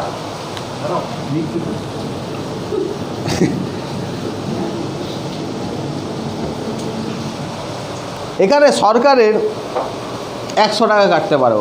Token card মানে হচ্ছে যে কোনো ওর হয়তো পলিসিটা পছন্দ লেগেছে কিন্তু ও ওখানে গিয়ে টোকেন কার্ড চালিয়ে দিল, বা ওর কোনো কিছু পছন্দ লাগে না, বললো যে এই পলিসিটার উপর টোকেন কার্ড 100 টাকা, মানে ওর পুরো পলিসিটাই পছন্দ না কিন্তু 100 টাকা, সিমিলারলি পুরো ব্যাপারটা, কিন্তু কার্ড যে অ্যামাউন্টটা সেটা 100 টাকা। তাহলে ইফেক্টটা বুঝতে পারছিস কত বেশি। এখানে মানে পলিসি না, এখানে মানে অ্যাকচুয়ালি এখানে যে কোনো বিষয়ে টোকেন কার্ডও চালিয়ে দিতে পারে, যে কোনো বিষয়ে, শুধু বাজেটের পলিসি না। ও যদি কোনো কিছু মনে হলো এক্ষেত্রে ও বললো আমি টোকেন কার্ড দিলাম 100 টাকা, মানে ওর ওই জিনিসটাই পছন্দ না, যে কোনো ক্ষেত্রে হতে পারে। মানে ধরলে একটা চাইছি ইনকাম ট্যাক্সটা কমাবো, ওখানে টোকেন কার্ড চালিয়ে দেবে, ওটা তার পলিসি নয়, ভালো করে বুঝছো। ইনকাম ট্যাক্স কমানোটা তার পলিসি নয়, ওরা চাইছে বাড়ানো হোক, তখন ওখানে কী চালাবে ও? টোকেন কার্ড 100 টাকা কার্ড, তার মানে হচ্ছে 100 টাকা কার্ড। কোনো দিন যদি চলে আসে টোকেন কার্ড মানে কত টাকা ওখান থেকে কাট যায়, কী হবে অ্যান্সার? 100। যদি কোনো দিন চলে একমাত্র এলে ইউপিএসসি আর বিসিএস মেন্সে আসবে, অন্য পরীক্ষাতে আসবে না, ঠিক আছে, শিওর। তো তাহলে আমরা কী জানলাম? এই সব ঝামেলা হবে, কাট ফাট হবে, এই করতে করতে যদি 26 দিন আবার পেরিয়ে যাচ্ছে আর তাও যদি কিছু না হয়ে যাচ্ছে, আর এখনও যদি অনেক পলিসি পেন্ডিং পড়ে আছে, তো স্পিকার আসবে আর গিলোটিন মোশন চালাবে আর সব একসাথে পাস করে দেবে একদিনের মধ্যে, ওটা ওর পাওয়ার আছে। তারপরে কী হবে? এখান থেকে তো হয়ে গেল, আমরা কি এটা তাহলে মুছে দিচ্ছি। নেক্সট কী হলো? ডিমান্ড ফর গ্র্যান্ট হলো, হয়ে গেল যা কিছু গ্র্যান্ট ফ্র্যান্ড হয়ে গেলো। এবার ডিমান্ড ফর গ্র্যান্ট হয়ে গেলো, যেখান থেকে হবে ডিমান্ড করে দিল এই সবাই টোকেন কার্ড পলিসি কার্ড যা চালাবে চালিয়ে দিল, এবার গ্র্যান্টের জন্য ডিমান্ড হয়ে গেলো। এবার হ্যাঁ কার্ড মোশন হয়ে গেল, যে কার্ড মোশনটা চলে গেল, যা কেটে দিল কার্ড মোশন। এইবার কী হবে? কার্ড মোশনের পর ওটা ডাইরেক্ট চলে যাবে কি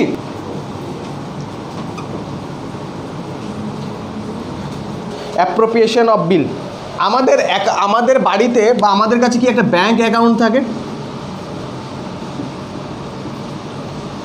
নিজের কাছে কিছু টাকা থাকে সেলফ, আর তাহলে বাড়িতে কিছু টাকা রাখা থাকে কোথাও। তো আমাদের ব্যাংক থেকে আমরা কখন টাকা তুলতে পারি? যখন ইচ্ছে বা কোনো দরকার পড়লে, বুঝতে পারলি? কেন কাদের টাকা? আপনার টাকা, মানে আমাদের টাকা, তাই আমরা যখন ইচ্ছে তুলতে পারি। কিন্তু সরকারের ওরকম ব্যাংক আছে আর ওরকম অ্যাকাউন্ট আছে, সরকারও ওর ব্যাংক আছে আরবিআই, আর অ্যাকাউন্ট কি আছে ওখানে? CFI consolidated fund of India, PAI public account of India, আর একটা হচ্ছে কি কন্টিজেন্সি ফান্ড অফ ইন্ডিয়া। এটা আন্ডার আর্টিকেল 2661, 2662 আর 267, ঠিক আছে? আমি আবার বলবো, এটা যাবো কিছুক্ষণ পরে। তো আমাদের যা কিছু ট্যাক্সের টাকা যে কোনো একটা অ্যাকাউন্টে আসে, আমরা যা কিছু করি ব্যাঙ্ক অ্যাকাউন্টে দিই, ওখান থেকে উঠায়। সরকারেরও সব টাকা যা ট্যাক্স নন ট্যাক্স সব আসে সিএফআই কনসুলেটেড ফান্ড অফ ইন্ডিয়াতে যে জমা হয়, ঠিক আছে? এবার যখন এই বাজেট কেন করছে, যে কোথায় কত টাকা খরচা করব, কোথায় কোথা থেকে আসবে, তো যখন আসবে তো ঢুকিয়ে নেবে, তখন তো কোনো চাপ নেই। কিন্তু খরচা করতে গেলে কী করতে হবে?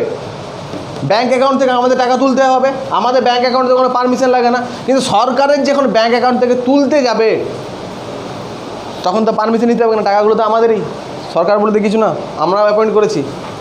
তাই কনসুলেটেড ফান্ড থেকে যখনই কোনো টাকা তুলবো আমাদের মেন টাকা থাকে কনসুলেটেড ফান্ডে, আর কন্টিনজেন্সি আপাতকালীনে 500 কোটি টাকা রিজার্ভ থাকে। এটা প্রেসিডেন্ট এখানে হেড থাকে, আর এখানে পার্লামেন্ট হেড থাকে, আর এটা হলো গভর্নমেন্ট অফ ইন্ডিয়া থাকে, ওরা নিজেদের মতো নিতে হবে। যা টাকা বাকা আসে, যদি টাকা আমরা সব টাকা এখানে থাকে কনসুলেটেড ফান্ড অফ ইন্ডিয়াতে, সব টাকা, আর যা টাকা খরচা এখান থেকে হয়, টাকা এখান থেকে যখনই আসবে আমাদের যেমন ব্যাঙ্ক অ্যাকাউন্টে ঢুকে যায়, এদের ঢুকে যাবে CFI, consolidated fund of India, under article 266 ব্র্যাকেটে সেকশন 1। আর এখান থেকে টাকা বার করতে গেলে কীভাবে বার করতে হবে না, অলওয়েজ বিল বার করে বা পার্লামেন্ট থেকে, কারণ এটার কে আছে, পার্লামেন্ট আছে, হেড কে আছে, পার্লামেন্ট আছে, পার্লামেন্ট থেকে বার করতে পারবো না। তো বাজেটে টাকা লাগবে, তো কোথা থেকে বার করতে হবে, কনসুলেটেড ফান্ড অফ ইন্ডিয়া থেকে। আর কনসুলেটেড ফান্ড অফ ইন্ডিয়া থেকে বার করতে গেলে কি বিল করে পাস করাতে হবে। তো ওটাই হচ্ছে এই বাজেট করেছে, কার্টা মোশন চালিয়ে দিচ্ছে, এবার কি টাকা লাগবে তখন অ্যাপ্রোপ্রিয়েশন বিল করে সব টাকাগুলো বার করতে হবে। এই বিল পাস হলে টাকা বেরোবে না, হলে বেরোবে না। তো আমরা লিখবো এখান থেকে, মানে এই অ্যাপ্রোপ্রিয়েশন অফ বিল থেকে যদি কি হয়, অ্যাপ্রোপ্রিয়েশন অফ বিল করেই ভারত সরকার কনসুলেটেড ফান্ড থেকে সব টাকাগুলো বার করতে পারে, যা যা কিছু ওখানে গ্র্যান্ড হয়েছে, বুঝতে পারলি? এটা বিলটা পাস করে পরেই হবে। তারপরে কি হবে টাকাটা, তাহলে এবার কনসুলেটেড ফান্ড থেকে টাকাটা আসবে, কেন হচ্ছে এবারে হচ্ছে অ্যাপ্রোপ্রিয়েশন অফ বিল, সিএফআই থেকে টাকা তুলবে, এবার যাবে এটাকে ডাইরেক্ট, ধরলে ওরা বিল ফিল পাস করে নিল, ঠিক আছে। এবার নেক্সট এটা কী হবে, কী হবে না, ফিনান্স বিল বা অর্থ বিলে পরিণত হবে, অর্থ বিল হিসাবে পাস করাতে হবে। অর্থ বিল কত আর্টিকেল, 117। অ্যাপ্রোপ্রিয়েশন অফ বিল কত আর্টিকেল, 114 কত, সাবসেকশন 3। এবার ফিনান্স বিল কেন হলে মাঝে, অ্যাপ্রোপ্রিয়েশন বিল হলে তো সব পাস হয়ে গেল, তাহলে তো আবার টাকা পাকা পেয়ে গেলে তো ঘর চলে আসতে পারে টাকা পাকা নিয়ে, এমপি সব। হ্যাঁ, অনেক দিন ধরে তো পার্লামেন্টে পড়ে আছে না। তো অ্যাপ্রোপ্রিয়েশন অফ বিল কেন এলো, হ্যাঁ কি ফিনান্স বিল কেন এলো, কেন অনেক কিছু ওখানে চেঞ্জ হয়, শুধু টাকা বাসে চাওয়া হয়, অনেকে চেঞ্জও করা হয়। যেমন ট্যাক্স রেট বাড়াও, এই ট্যাক্স রেটটা কমাও, যেগুলো ছিল ওয়েলথ ট্যাক্স উঠিয়ে দাও, ওই ট্যাক্স ইন্ট্রোডিউস করো, তাই তো এই ফান্ডেরটা উঠিয়ে দাও, এই ফান্ডের কোনো খরচা দাও, এরকম কোনো কিছু চেঞ্জ যখন হয় না, ওগুলোকে আবার অর্থ বিলে কী করতে হয়, পাস করাতে হয়। তাছাড়া তুমি চেঞ্জ করতে পারবে না। ইনকাম ট্যাক্স বাড়িয়ে দেওয়া বা ইনকাম ট্যাক্স কমিয়ে দেওয়া, এগুলো সব অর্থ বলে তোমাকে কী করতে হবে, চেঞ্জ করতে হবে, অর্থ বিল হিসাবে সাবমিট করতে হবে। তো তখন এবার ওই টাকা তো হয়ে গেল, এবার ওই যা জিনিস এত ট্যাক্স বাড়াবো, এই যে নতুন সংবিধানে কিছু অ্যাড হবে বা বেরোবে, এই সব জিনিসগুলো সব ফিনান্স বিল হিসাবে পাস হবে। আর ফিনান্স বিলে যখন পাস হবে তখন লোকসভারও কী লাগবে, সম্মতি লাগবে, তাই না? তো বুঝতে পারলি, ফিনান্স বিলে এবার যা ট্যাক্স বাড়বে এগুলো তো আর টাকার হলো না, এবার তো কিছু প্রথা চেঞ্জ হবে এবার নতুন ট্যাক্সে, তো ওই প্রথা চেঞ্জ করার জন্য আবার বিল পাস করতে হবে, ওইটা ফিনান্স বিল হিসাবে পাস করে নেয়। তাহলে এটা এখন পাস হয়ে গেল, বাজেট কমপ্লিট। এই পুরো এখান থেকে স্পিচ থেকে এখান অবধি কত টাইম লেগে যায়? ফার্স্ট ওয়াজ কিন্তু এই থেকে শুরু হবে, মোটামুটি এটা চলতে চলতে 2-3 মাস লেগেই যাবে, 2 মাস মতো। হ্যাঁ, বাজেট সেশনটা 3 মাস চলে না, তো বাজেট সেশন কেন নেওয়া হয়েছে 3 মাস? কারণ ওখানে বাজেট রিলেটেডই আলোচনা হবে, পলিটিক্যাল সায়েন্সে পড়ো, বাজেট রিলেটেডই সব কিছু হবে, তাই না? তো 3 মাস ওই বাজেট সেশনে শুধু এইসবই কথাবার্তা হবে এবং পাস করাতে হবে লাস্ট ফিনান্স বিল হিসাবে। এটা যখন পাস হয়ে যাবে তখন একটা বিল হয়ে যাবে, তাই না? এবার তার মাঝেও তো টাকা দরকার হতে পারে রে ভাই, তাই না? তখন 116 number article applied vote on account, তখন ভোট অন অ্যাকাউন্ট করে পড়ে কোনো পলিসিতে কিছু টাকা কী করতে পারে, উইথড্র করতে পারে, কে, কনসুলেটেড ফান্ড অফ ইন্ডিয়া থেকে, তাই না? ভোট অন অ্যাকাউন্ট করে। প্রসিডিওর কি, এগুলো আমরা পলিটিক্যাল সায়েন্সে পড়লে বেটার হয়, ঠিক আছে? যাবোই তো, পালিয়ে তো যাবি না। নেক্সট লিখবো আমরা বাজেটের কিছু জিনিস জানতে হবে, যেমন what is zero base budget, লিখ 1-2-3 করে লিখে নে, তারপরে কিছু এমসিকিউ করে দেবো, তারপরে দেখবি যে বাজেট থেকে কী কোয়েশ্চেন তোরা পাচ্ছিস না, তবে হবে তোর কমপ্লিট, ঠিক আছে? তো প্রথম লিখবো what is zero base budget. Zero base budget 1987-88 প্রথম ইন্ট্রোডিউস হয়েছিল ইন ইন্ডিয়া, আর এটা তার আগে অনেক দিন আগে ইউএসএতে হয়েছিল। তো জিরো বেস বাজেট কি, ভারত সরকার স্ট্যাচু তৈরি করেছে, তাই না, বল্লভভাই প্যাটেল। তো তো ধরলে ও ভেবেছে এই বাজেটে, বা আমি একটা তাহলে এই বাজেটে আমি 3টে রেলওয়ে স্টেশন তৈরি করব, বড় বড়, শিয়ালদা মতো 3টে, ঠিক আছে, বা 5টা তৈরি করব। বাজেটে টাকা বাগা দেখিয়ে দিয়েছে, এত টাকা সব কিছু করেছে।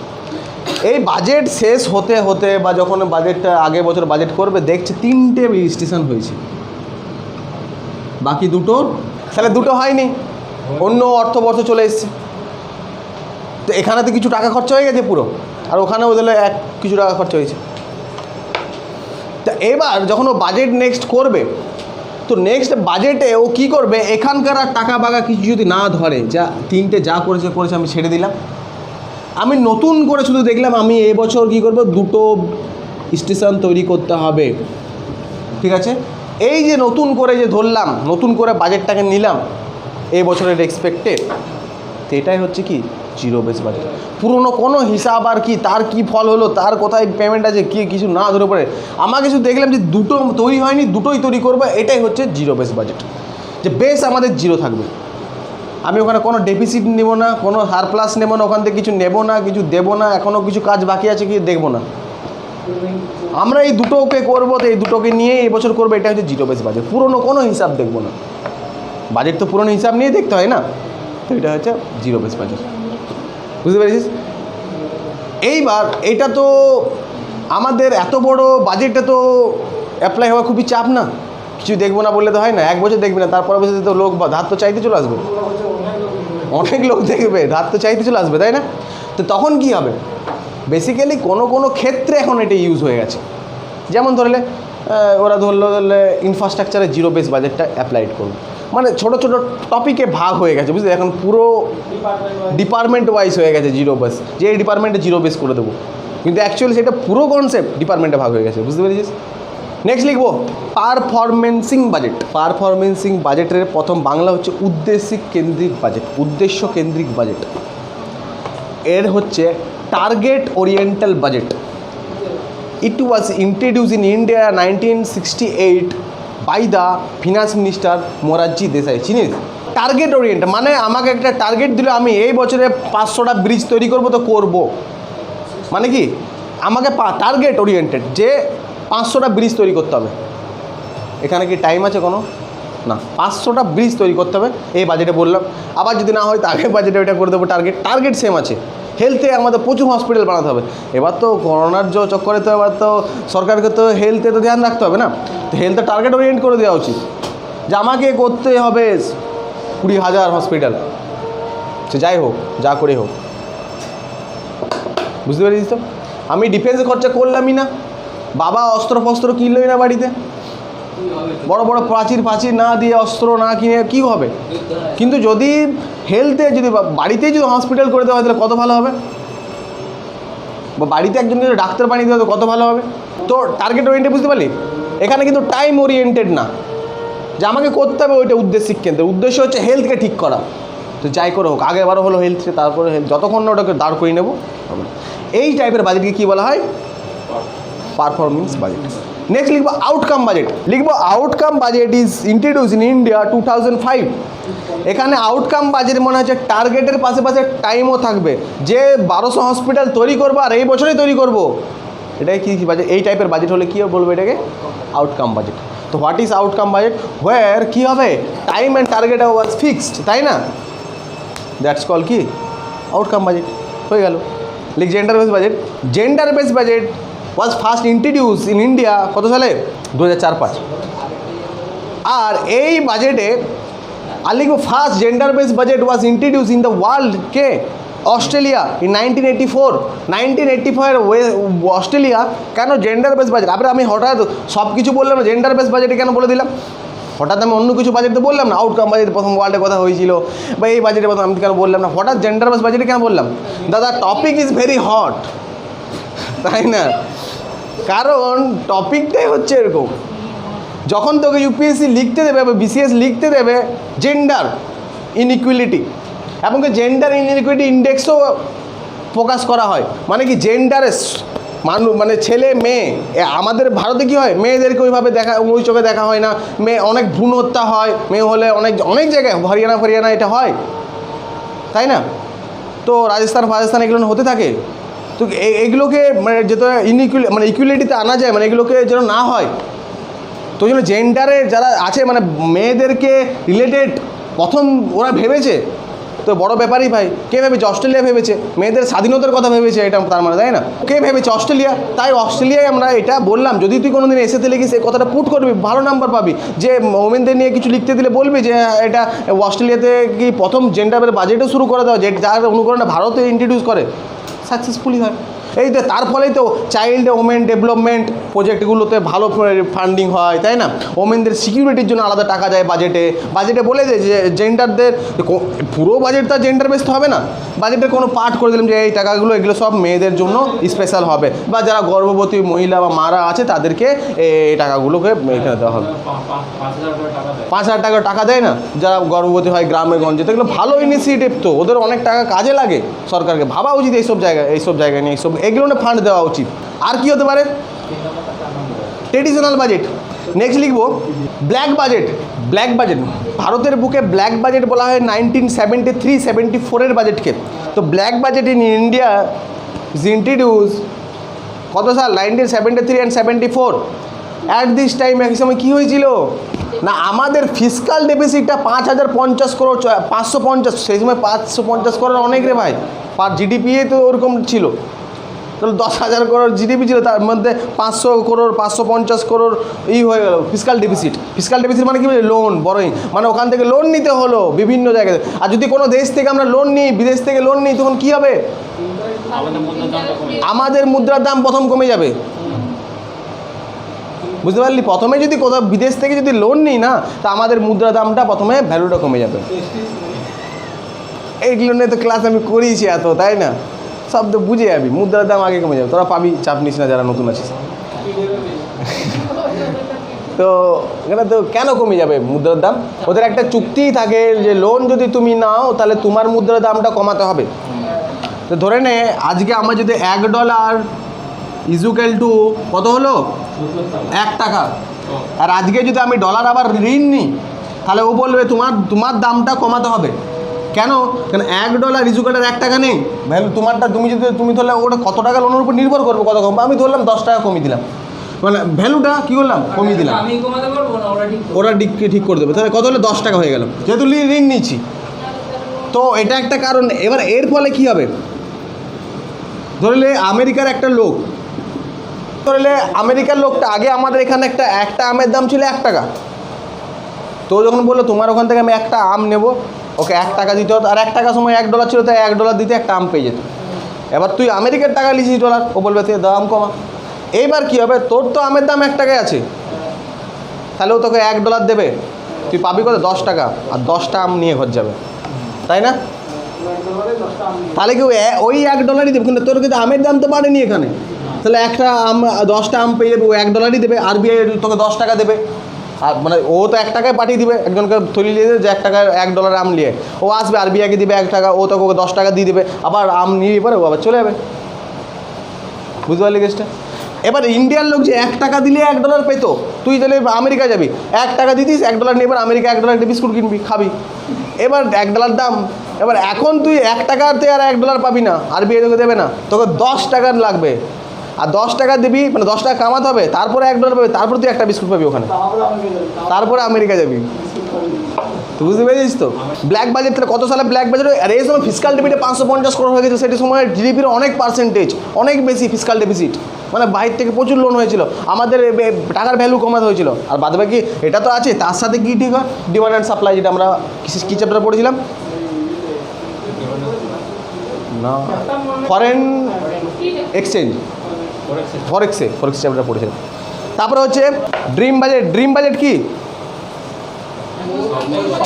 1969-67 তো ড্রিম বাজেট কী হলো? যে এই ড্রিম বাজেট কেন বলা হয়? কারণ এই বাজেটে ইনকাম ট্যাক্স, কর্পোরেট ট্যাক্স এগুলোর রেট কমিয়ে দিয়েছিল, আর আমার অনেকের ভালো লেগেছিল। That's called dream budget. এটা আমার ওদিকে স্বপ্নের ব্যাপার, ঠিক আছে? বেসিক্যালি ইনকাম ট্যাক্স তো বাড়াই, কমাই কজন, ঠিক আছে? তো এই বাজেট এরকম হয়েছিল, তাই এটা ড্রিম বাজেট নামে পরিচিত হয়। এবার লিখবো FRBM, একটা লিখবো FRBM।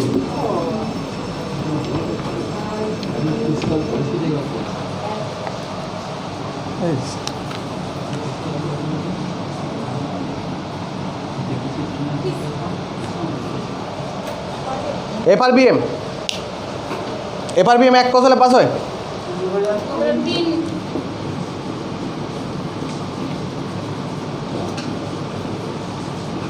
কত তারিখে হয় এটা অ্যাপ্লাই হয়?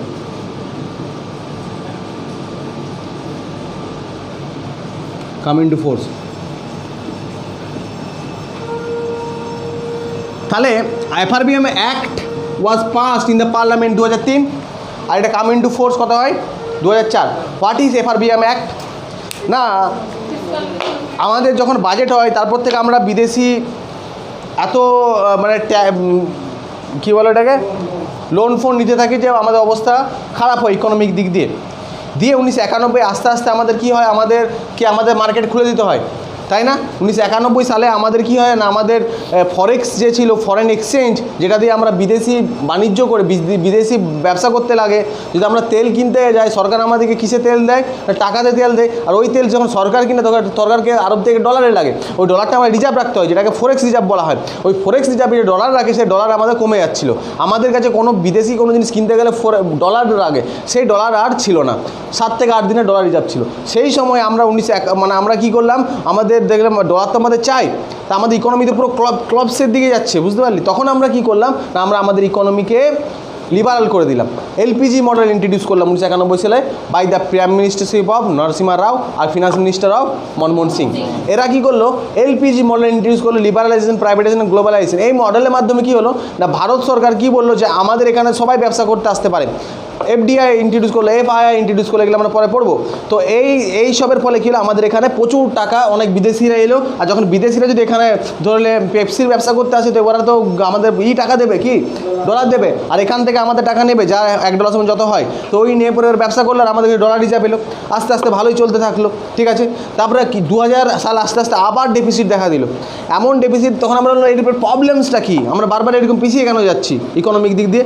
বললাম তো বাবা বলছে আমরা এরকম খারাপ কেন হয়েছে। তখন বাবা বলছে কেসটা কী? তাহলে কেসটা হচ্ছে বাবা বলছে আমি 30 টাকা আয় করি, কিন্তু আমি খরচা করে বলছি 40-50 টাকা, তাই না?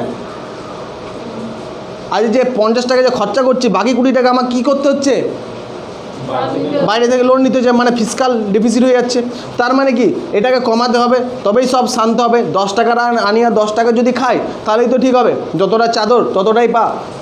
তো বলে ঠিক আছে, কী করতে হবে না, এখন হুট করে তো কমানো যাবে না, আস্তে আস্তে কমাবো। তো এই জন্য পার্লামেন্টে অ্যাক্ট নিয়ে আসে ওরা, যেটা FRBM act, fiscal responsibility and budget management act 2004। এই অ্যাক্টে বলা হয় যে ডেফিসিটটাকে জিরোতে নামি, রেভিনিউ ডেফিসিট জিরো করতে হবে। সরকারের ডে টু ডে যা আয় আসবে সেটাই খরচা করবো, বেশি কিছু খরচা করবো না। তাহলে কি রেভিনিউ ডেফিসিট কী হবে, জিরো। ফিসকাল ডেফিসিট প্রত্যেক বছর 0.3% করে কমাতে হবে, every year 0.3% every year decrease করতে হবে। মানে এখন যদি 4 থাকে, তো আগে বছর 0.3 কমাবো, আবার তখন 4 থেকে 0.3 মাইনাস, তারপরে তার আবার সামনের এই টার্গেট থাকবে অ্যাচিভমেন্ট, 0.33 করে আস্তে আস্তে এটাকে জিরো নামিয়ে আসবো, বুঝতে পারলি? সব ঋণ ফিন দিয়ে এগুলো হচ্ছে টার্গেট থাকে, যে প্রত্যেক বছর রেভিনিউ ডেফিসিট 0.5% করে কী করতে হবে, কমিয়ে আনতে হবে। In every financial year the revenue deficit decrease in 0.5%। আর এটাকে আনবো কত, তো জিরোতে নিয়ে আসবো রেভিনিউ ডেফিসিট। তো লিখবো প্রত্যেক বছর রেভিনিউ ডেফিসিট 0.5% করে কম আনতে হবে। 0.5% কার? জিডিপির। জিডিপি যদি 100 টাকায় 0.5% মানে কত হচ্ছে, 50 পয়সা ধরলে, তো 50 পয়সা করে প্রত্যেক বছর বছর কমাবো আমরা, যা আমাদের কি আছে, রেভিনিউ ডেফিসিট আছে, ঠিক আছে। তারপরে কি প্রত্যেক বছর ফিসকাল ডেফিসিট 0.3% করে কমিয়ে আনবো, এটা বলা আছে এখানে। তো রেভিনিউ ফিসকাল ডেফিসিট কত পার্সেন্ট করে কমাবো, একদম। তারপরে যা লোন লাইবিলিটিস নেব তার 9% কী হবে, জিডিপি 9% আমরা লোন নিতে পারবো না। জিডিপি যদি 100 টাকা থাকে, আমরা 9 টাকা, বা বিদেশ থেকে তুমি চাইলে 300 টাকা ঘাটা আছে, 300 টাকা লোন নিয়ে নেবো, হবে না। কী করবে, নিজের জিনিসপত্র বিক্রি করো, ডিসইনভেস্টমেন্ট করো, অত লোন নিলে হবে না, বুঝতে পেরেছি কেসটা। যদি কোনো PSU সেক্টর বা কোনো যদি রাজ্য গভর্নমেন্ট বা কেউ যদি বিদেশ থেকে বা কোথাও থেকে একটা লোন নেয়, আর লোনের তো কিন্তু লোনের পরিমাণ যদি ধরলে কী বলে জিডিপির 0.5% থেকে বেশি হয়, তার গ্যারেন্টি কে নেবে না, সরকার নেবে না। বাদি কথা, মানে সেল ধরতে কোনো সাথে চুক্তি করলো আর চাইছে ও জিডিপির 0.5%-এর বেশি লোন নিতে। তো যদি জিডিপির 0.5%-এর বেশি লোন নেয়, তাহলে ওই চুক্তিতে আর আমাদের দেশ থাকবে না, মানে গভর্নমেন্ট অফ ইন্ডিয়া থাকবে না। বেসিক্যালি গভর্নমেন্ট অফ ইন্ডিয়া না থাকলে চুক্তি হবে না, তো অ্যাকচুয়াল করতে পারবে না। ওটা গভর্নমেন্ট অফ ইন্ডিয়াকেই বলা হয় যে দেখো 0.5% কেউ আর বাইরে থেকে লোন নিতে পারবে না, 0.5 জিডিপি 0.5%-এর পাশে বেশি। এবার আমি একটা এটাকে বলে দেওয়া হয়, ঠিক আছে। কোনো পিএসইউ সেক্টর আলাদা সরকার চাইলে নিতে পারে কত পার্সেন্ট পর্যন্ত, 9% পর্যন্ত। ভালো করে দেখ, সরকার 9% পর্যন্ত নিতে পারে, আর কেউ নিতে পারে না। আর আবার সরকার কেন বলছে, কেন কেউ যখন লোন দেয় না, কোনো যদি পিএসইউ সেক্টরকে কোনো যদি ধরলে আমাদের রেঞ্জ রোভার কোম্পানি আমাদের রেলকে কী চয়েছে দিচ্ছে, রেঞ্জ রোভারের বুলেট ট্রেন দিচ্ছে। এবার এই যে দেওয়াতে তোকে তো অনেক টাকা দেবে, কয়েক হাজার হাজার কোটি টাকা দেবে, জিডিপির 1% বেশি হয়ে যাবে, তো রেঞ্জ রোভার তুমি দিলে দাও, আমি গ্যারেন্টার নয়। এবার কি হয়, 2007-8 সাল যখন আসে, সব ঠিকঠাক চলতে কমাই আমরা গ্রাফে দেখবো, ঠিক আছে। আগে এটা বুঝ, 2008-9 সাল আস্তে আস্তে কী হয়, 7-8 সালে ইকোনমিক ক্রাইসিস ওয়ার্ল্ড লেভেলের হয় ইউএসএতে, না সবাই কাজ ছাড়তে শুরু করে দেয়, ইকোনমিক ক্রাইসিস চলে আসে ওখানে। সব প্রাইভেট, এখন যেমন ইকোনমিক ক্রাইসিস হালকা হালকা চলছে, সব কাজগুলো ছেড়ে দিচ্ছে না বা ছাড়িয়ে দিচ্ছে, ওরকমই ইকোনমিক ক্রাইসিস ইউএসএতে 2007-8 সালে। আর এত ইকোনমিক ক্রাইসিস আছে যে প্রচুর, আমাদের ভারত একটু হলেও বেঁচে থাকে ইকোনমিক ক্রাইসিস থেকে। তো এই সময় কি হয়, একদম তখন বলে যে আমাদের এত বড় ইকোনমিক ক্রাইসিস চলছে ওয়ার্ল্ড লেভেলে ইউএসএতে, আমাদের অনেক ভারতীয় কর্মী ছাড়াই ফাড়াই হয়ে চলে আসে। তো যখনই কোনো ইকোনমিক ক্রাইসিস হয় কোনো দেশে, তখন আর টাকা কম খরচা করলে হবে না, টাকা বেশি খরচা করতে হবে, যাতে এখন ইকোনমিক ক্রাইসিস হয়ে গেছে না, কাজ নেই, নেই, করোনা সিচুয়েশানে। আবার এখন যদি সরকার খরচাগুলো কমিয়ে দেয়, তাহলে তো আবার ডিফ্লেশন হবে, মানে মানুষের কাছে টাকা থাকবে না, মানুষ তো মরে যাবে। এখন সরকার কী করা উচিত, বেশি খরচা করা উচিত, বেশি টাকা দেওয়া উচিত, বেশি চাকরি বাকরি দেওয়া উচিত। এটা নিয়ম, এটা আমি বলছি না, সরকার বলছে না, এটা কেনসিয়ান থিওরি বলছে। কেনস, জেম কেনস কে ফাদার অফ মডার্ন ইকোনমি, আর ফাদার অফ ইকোনমি হচ্ছে কে, স্যার উইলিয়াম, হ্যাঁ, অ্যাডাম স্মিথ। আর ও কিসের কনসেপ্ট দিয়েছিল, ও কিসের না, father Adam Smith wealth nation কিসের থিওরি দিয়েছিল, ক্যাপিটালিস্টের, দেশ ক্যাপিটালিস্ট হবে, সব বেসরকারি হবে, এমনি ধারণা দিয়েছিল। তারপরে আসবে দাস ক্যাপিটাল কে, কার্ল মার্কস, ও সোশ্যালিস্ট, যা হবে সরকার হবে, সরকারি সব কিছু করবে, সরকারি বাস হবে, সরকারি ট্রাক হবে, সরকারি মাছবালা হবে, সরকারি সব হবে, ঠিক আছে, সরকারি সব দাম দিয়ে করবে, যেটা সোশ্যালিস্ট কান্ট্রিতে বেসিক্যালি চলে। আর এই যে আমাদের কেনস, এই মিক্সড ইকোনমির কনসেপ্টটাকে ডেভেলপ করেছিল কোনো দেশ, তো একে তো আমরা অ্যাভয়েড করতে পারি না, India is a mixed economic দেশ। তাই এর অনুযায়ী আমরা সেই সময় কী করলাম, এই আর FRBM এর আন্ডারে গেলাম না, বললাম ঠিক আছে একটু ছাড় দিই, আমরা আবার বেশি খরচা করি, বাজেটে তো বলতে হবে বেশি করে টাকা দিচ্ছে, এই প্রজেক্ট ওই প্রজেক্ট এই প্রজেক্টকে, আস্তে আস্তে খরচাটাকে পুশ করতে গেলাম, ঠিক আছে। আবার এটাকে ধরে পরে আবার মন্দা যখন ঠিকঠাক হয়, সেই সময় অনেক ব্যাংকে প্রচুর কাজ দিয়েছিল, প্রচুর CGL-এ প্রচুর ছেলেপেলে নিয়েছিল, তখন CGL-এ সিট থাকতো 40 থেকে 50 হাজার, ব্যাংকে কিচ্ছু না হলে 40 থেকে 50 হাজার থাকতো, 10-এর মধ্যে, 2010-এর ভিতরে। এবার আমরা কি জানবো, কিছু সাম ইম্পর্টেন্ট ইনফরমেশান অ্যাবাউট কি বাজেট, কিছু ওয়ান লাইনের কোয়েশ্চেন জেনে নে। প্রথম লিখবো, সব থেকে বেশিবার বাজেটকে প্রস্তুত করেছে মোরারজি দেশাই, লিখে রাখবো। এমন দুটো রাষ্ট্রপতি যারা ফিনান্স মিনিস্টার ছিল, আর ভেঙ্কট রমন। ফার্স্ট মহিলা ফিনান্স মিনিস্টার নাম কি, ইন্দিরা গান্ধী। অর্থ মিনিস্টার ছিল কিন্তু কোনোদিন বাজেট পেশ করেনি, লিখে রাখ। কেসি নিয়োগীতে আসবে, কেসি নিয়োগী লিখে রাখ। আর এমন 3 জন প্রধানমন্ত্রী যারা বাজেট পাবলিশ করেছিল, ইন্দিরা গান্ধী হবে প্রথমে, তার বাবা হবে নেহরু, জওয়াহরলাল নেহরু, তারপরে ইন্দিরা গান্ধী যারা বাজেট পেশ করেছিল, আর একটা কে হবে, রাজীব গান্ধী। তারা 3 জনই এমন প্রধানমন্ত্রী যারা বাজেট করেছিল, মানে ওরা প্রধানমন্ত্রী প্লাস ফিনান্স মিনিস্টারও ছিল সেই সময়, বুঝতে পারলি, তাই বাজেটটাকে পাবলিশ করেছিল। এমন প্রধানমন্ত্রী যার জন্মদিনে বাজেট পাবলিশ করেছিল, মোরারজি দেশাই তার জন্মদিনে বাজেট পাবলিশ করেছিল।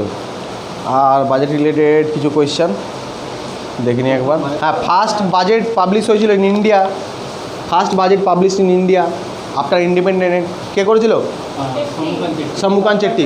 ফার্স্ট কে ছিল, ফিনান্স মিনিস্টার। আর ফার্স্ট বাজেট যেটা হয়েছিল ভারতবর্ষে, সেটা ইন্ট্রিম বাজেট ছিল। হোয়াট ইজ ইন্ট্রিম বাজেট, মানে ওই বাজেটটা সম্ভবত 7.5 মাসের হয়েছিল বা 9.5 মাসের, বাজেটটা 7.5 মাসের হয়েছিল, ঠিক আছে। মানে কোনো কিছু ধরলে আমাদের এই কিছুদিন আগে ইন্ট্রিম বাজেট হয়েছিল না, 2019-এ যে ভোট হবার ছিল তার আগে এবার বাজেট কী করলো, যেহেতু ভোট হওয়ার আছে তাই একটা তাড়াতাড়ি একটা মানে ডেমো টাইপের বাজেট পাবলিশ, কিছু দিনের জন্য বাজেটটা পাবলিশ করে দিল। এবার সেটার এক্সপেক্টে যেই কিছুদিন গেল বা ভোট হলো, তারপরে আবার ফুল ফেজ একটা বাজেট তৈরি, ইন্ট্রিম বাজেট। হ্যাঁ, ওই জন্যই তো ওরা ইন্ট্রিম বাজেট, ঠিক আছে। মানে কোনো যদি কাজ থাকে বা ধরুন না ভোট আছে, তো ওর সামনে এবছরে ওরা ভোট যেহেতু আছে, আবার সামনে আবার সরকার তো চেঞ্জ হয়ে যেতে পারে, তো বেসিক্যালি ওরা একটা ইন্ট্রিম বাজেট পাবলিশ করে, আবার যে আমরা এই কদিনে এগুলো করব, আবার যখন সরকার চলে আসে তখন ফুল ফেজ বাজেট শুরু করে দেয়। ডেফিসিট ফিনান্সিং, এটা তো বললাম আমি, কী ছিল, কত সালে হয়েছিল ডেফিসিট ফিনান্স? 1986। কী বলেছিল ডেফিসিট ফিনান্সিং? যে ফিসকাল ডেফিসিট হোক যাই হোক, তুমি ফিসকাল ডেফিসিট হচ্ছে, তুমি যদি ইন্টারনাল থেকে টাকা তুমি কী করছো, আরবিআইকে বলছো টাকা ছাপাও, সেটা তুমি করতে পারবে না। এটা করলে আমাদের কি হবে, টাকা ছাপিয়ে দিলে তো ইনফ্লেশন হয়ে যাবে না মার্কেটে। ডেফিসিট, ফিসকাল ডেফিসিট হয়েছে মানে এত টাকা ধার হয়ে গেছে, এটা আবার টাকা ছাপিয়ে দিতে হবে। এবার আগে টাকা ছাপিয়ে দিত, এটা ফলে আমাদের মার্কেটে প্রচুর ইনফ্লেশন হয়ে যেত। এটাকে বন্ধ করে দেওয়া, ডেফিসিট ফিনান্সিংটাকে এখন বন্ধ করে দেওয়া হয়েছে। হ্যাঁ, এখন যদি তুমি টাকার দরকার আছে তো তুমি কারো লোন নিয়ে নাও, সে ইন্টারনাল হতে পারে, আউটার এক্সটার্নাল হতে পারে, বরোইং করে নাও। তো তার ফলে কী হবে, তোমার লাইবিলিটি থেকে যাবে, ওটা তোমাকে পূরণ করার। লোন নিয়ে তুমি পালালে হবে না, বুঝেছিস? ফিসকাল পলিসির একটা পার্ট হচ্ছে বাজেট। ভারতের আইবি ফিসকাল, যেমন আরবিআই মনিটারি পলিসির মধ্যে কী করে, মার্কেটে মানি সাপ্লাইটাকে বাড়ায় বা কমায়। যদি ইনফ্লেশন থাকে মানি সাপ্লাই তুলে নেয়, আর যদি ডিফ্লেশন থাকে মানি সাপ্লাই কী করে, দিয়ে দেয় ভায়া ব্যাঙ্কগুলোকে, bank rate, repo rate, reverse রেপোটা বাড়িয়ে কমিয়ে। আর ওরকম ভারত সরকারের ফিসকাল পলিসি আছে। ফিসকাল পলিসির মধ্যে ভারত সরকার কী করে, বিভিন্ন যদি মনে হয় মার্কেটে ইনফ্লেশন আছে তখন টাকা তুলে নেবে। কীভাবে তুলবে, ট্যাক্সের টাকা বাড়িয়ে দেবে, তাই না, ট্যাক্স তুলে নেবে। যদি মনে হয় মার্কেটে টাকা দেবো তো কী হবে, বিভিন্ন এক্সপেন্ডিচার করবে। ভারতের আয় ব্যয় policy, that's is also known as fiscal policy. তো ওটা বড় চ্যাপ্টার, ওটা আমরা একদিক দিয়ে দেখে দেখে যাবো। ওগুলো আমাদের মেন যখন মেজর ক্লাসগুলো হয়ে যাবে না, তারপর আমরা ওই সব ক্লাসে ঢুকবো, বুঝতে পেরেছি তো। ওগুলোর ওপর থিসিসে যাবো। এখন থিসিস কোনো যাচ্ছি না বা কোনো থিওরিতে যাচ্ছি না। এখন যেগুলো আমার বিসিএসে যদি 200টা কোয়েশ্চেন আসে, তো আমরা 100টা কোয়েশ্চেন আসে মেন্সে, তো এই 100টার মধ্যে আমরা এখন প্রিপারেশন করছি 75-এর। ভালো বুঝবি, এগুলো হচ্ছে স্ট্রাকচার, পিলার তৈরি হচ্ছে। বাজেট কী হলো তার আগে, হ্যাঁ মানি, তারপর কী হলো ফরেক্স, তারপর আরবিআই, এগুলো হচ্ছে স্ট্রাকচার তৈরি, যার ফলে 75 কোয়েশ্চেন পেয়ে যাবে। আর বাকি 25টা 25 করতে গেলে তোকে আমরা দুটো জিনিস পড়বো। একটা পড়বো কি, একটা পড়বো current affairs according to economic related, আর একটা কী হবে বিভিন্ন থিওরি টু অ্যাকর্ডিং। এই যখন কম্প্যাক্ট হয়ে যাবে আমাদের ইকোনমিক্স, আমরা খুব ভালো নাম্বার অ্যাচিভ করতে পারবো, আপ টু 80-85%।